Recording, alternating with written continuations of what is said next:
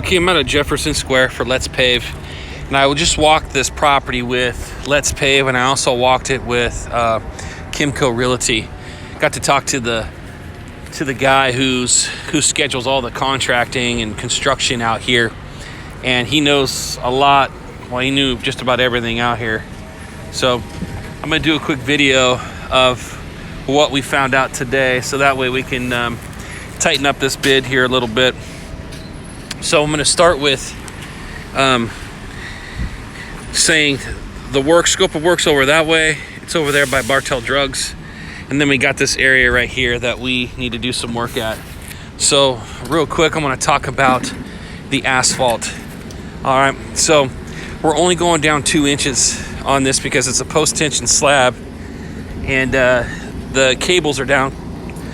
We don't know how deep they are right now on this, but as you can see, we got a little arrow right here. That's about where the asphalt's gonna be saw cut over to here, and then we're gonna take out all this asphalt here where the ADA is. We're gonna take out these 3 extruded wheel stops, and we're gonna take this asphalt down 2 inches, okay?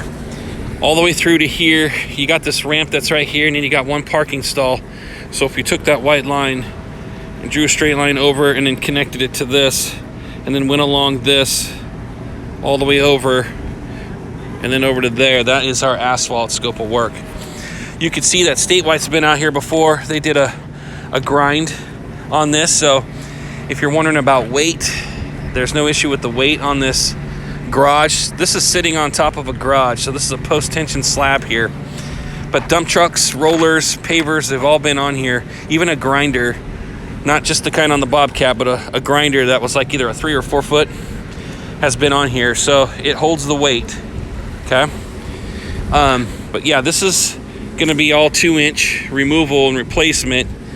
The other thing they mentioned is they want this like rubberized coating that goes down onto the asphalt, and then you put the new asphalt on top of that, and it's supposed to be a weatherproofing type of rubber coating. I don't know what it is yet, and they're gonna give me the spec on what needs to be done or what materials to use here. We'll probably have to sub that out, I'm gonna imagine, okay? These wheel stops, we're removing those. They're extruded, and we'll put back precast. We don't have to do anything with the ramp.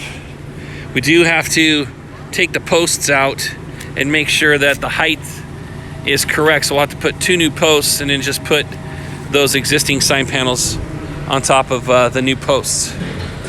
Okay, the other asphalt area is basically inside that crosshatch. So where this white line is, draw an imaginary white line all the way over here across to where it touches this white line, approximately. And then from that corner goes all the way across to that stall, which is 1 stall to the right of the ADA. This whole area, those 2 stalls plus that stall and this drive aisle, we have to take that down 2 inches and then put back new. Right now it's ADA compliant. It's not out of compliance, so it's 2% or less throughout this ADA area and that crosshatch. And then out here, they just want to basically fix this all the way out to that ramp. We'll remove those wheel stops, put in new precast wheel stops. Same thing with this ADA sign. We just buy a new post and make it a little bit taller. It's like really close right now. Last thing is the concrete. Where this truck's backing up, there's actually starting right here at this joint. We would saw cut this and go all the way to the building. And then right here, he said, if we can't get up against the building, we could come out, 6 inches and do a saw cut and do this all the way down to, I believe it goes right to this joint right here and then over.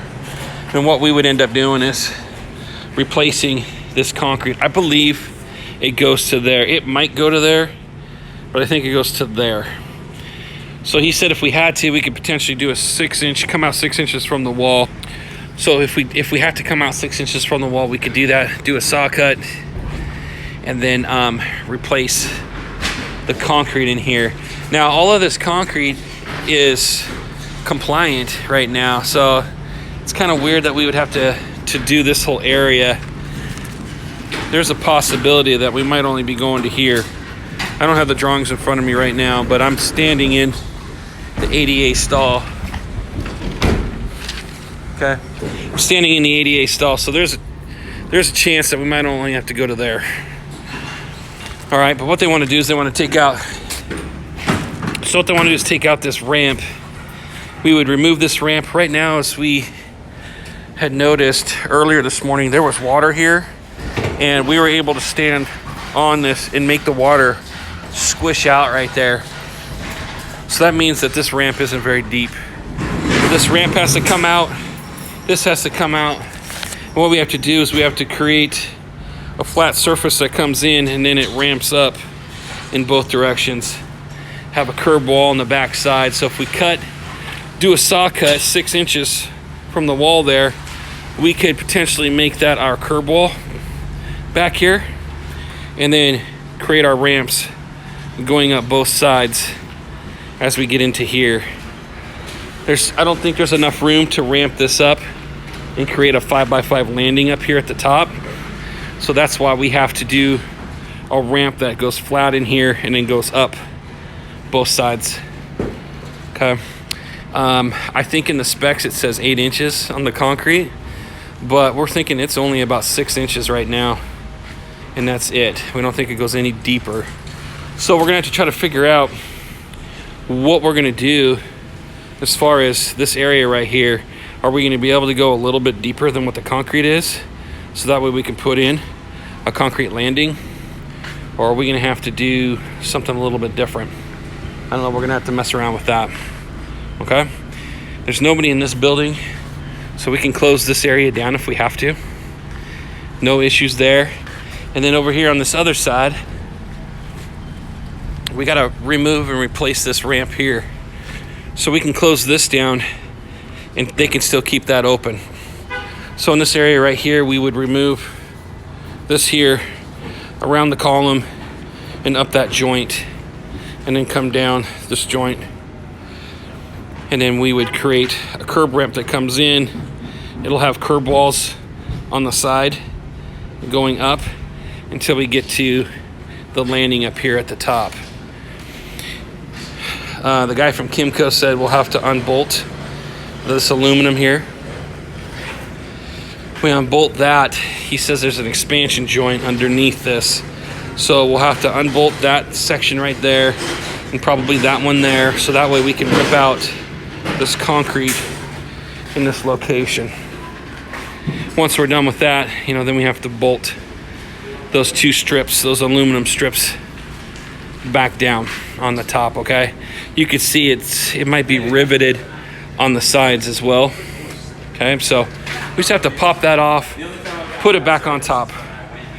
Okay, I think that's it for now. We'll continue to talk about this as we're trying to plan to do this job in September.